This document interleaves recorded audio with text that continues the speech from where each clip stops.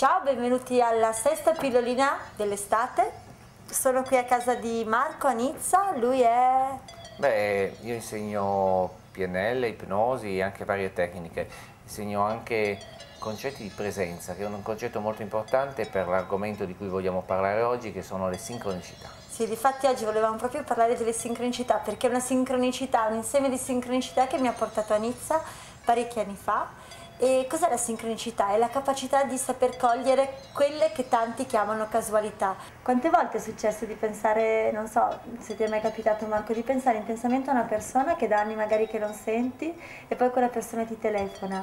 Oppure di pensare a un evento e poi qualcosa ti porta a quell'evento. Per tante persone sono le casualità, in realtà c'è la sincronicità, c'è una sorta di disegno che si va a comporre e a ordinare in modo perfetto. Perché come dice Jonathan Falcone, ti saluto tanto Jonathan, non solo Anima TV, lui dice questo: tutto è perfetto, e io lo credo, anche le cose che fanno male, se inserite in un contesto di anima e di amore, sono perfette.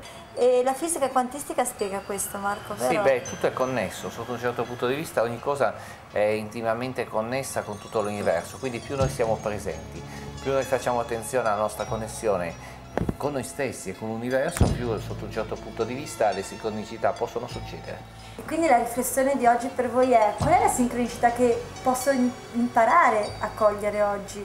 E in che modo posso mantenermi aperto per riuscire a cogliere ciò che una volta consideravo una casualità e in realtà non è una casualità ma è qualcosa di molto molto più profondo?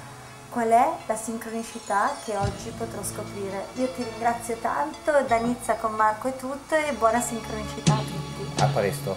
Ciao!